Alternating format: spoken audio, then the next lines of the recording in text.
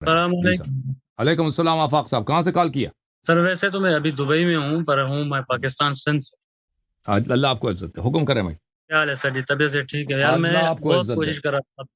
Thank you sir. سر جی میرا ایک سوال ہے، کنفیوژن ہے تھوڑی، میں وہ آپ سے کلیئر کرنا چاہتا ہوں کہ مولا علیہ السلام باغ فدق کے حوالے سے کہ بیوی کو حق نہیں دیا گیا، مولا علیہ السلام نے اپنے دور خلافت میں وہ تو ان کے باغ خلاف فدق کیوں نہیں ان کے خلاف شورش تھی نا، ان کے خلاف شورش تھی۔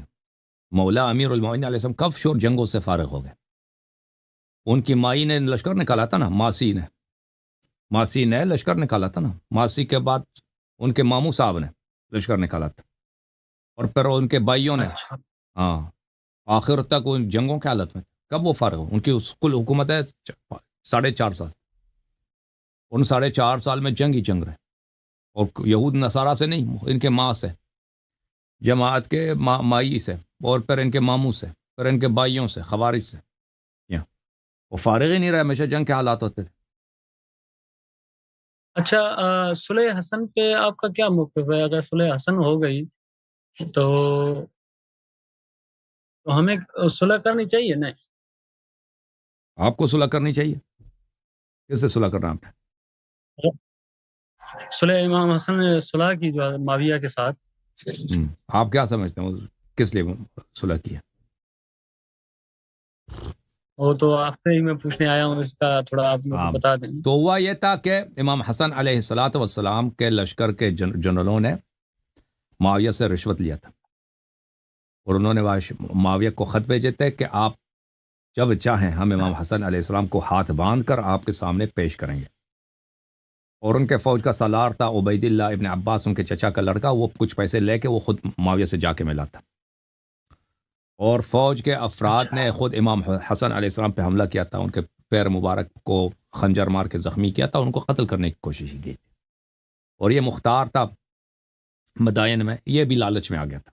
اس کا چچا مدائن کا، جب امام علیہ السلام زخمی ہو گئے تھے، اس کا چچا مدائن کا گورنر تھا، تو اس نے اپنے چچا سے کہا تھا کہ معاویہ تو بڑے پیسے دے رہا ہے، ابھی بہترین موقع ہے، امام حسن علیہ السلام زخمی ہے، اس کو پکڑ کے باندھ کے لے کے جاتے ہیں معاویہ کے پاس، وہ ادھر قریب ہی تو ہے، اس کا لشکر قریب ہی ہے، وہ اتنا پیسہ ہمیں دے گا، ٹھیک ہے نا؟ تو عراق کے لوگوں نے غداری کی، عراق کے لوگوں نے امام حسن علیہ السلام کے لشکر نے غداری کی، اور معاویہ آ جاتا، یہی ہوتا، امام حسن علیہ السلام اسیر بن جاتے، پکڑ لیتے، یا اور پھر وہ سب کو قتل، سب عراق کے لوگوں کو، شیعوں کو قتل عام کر لیتا معاویہ۔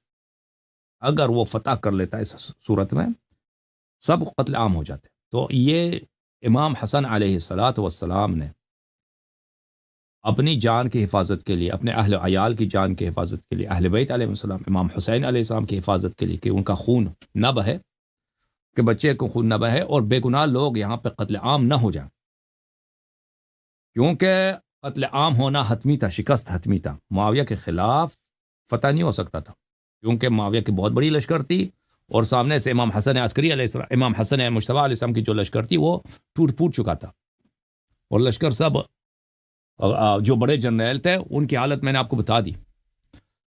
تو امام حسن مجتبی علیہ الصلاۃ والسلام نے اس وقت ایک ہی راستہ تھا ان کے سامنے، یا جنگ کرتے، جنگ ممکن نہیں تھا، اور وہ شہید ہو جاتے، امام حسین علیہ السلام بھی شہید ہو جاتے، سب اہل بیت شہید ہو جاتے، اور عراق کے سب لوگ مر جاتے۔ کربلا میں 72 مرے تھے نا، 72 شہید ہوئے تھے۔ ہاں، معاویہ 72 نہیں 7 لاکھ لوگ کو قتل کر لیتا عراق میں، اور بہت آسانی سے کر لیتا، سب قتل عام ہو جاتے۔ اچھا اور سر میں نے اب سنا ہی نہیں بھائی، اس نے بات کاٹ دی، سمجھ نہیں آئی بات۔ نہیں، وہ میں سمجھ گیا آپ کی بات میں، صحیح کیا نہیں کیا امام حسن علیہ السلام نے؟ نے بے شک صحیح کیا، اور ویسے بھی دیکھا جائے تو شرائط پہ بدل نہیں ہوا۔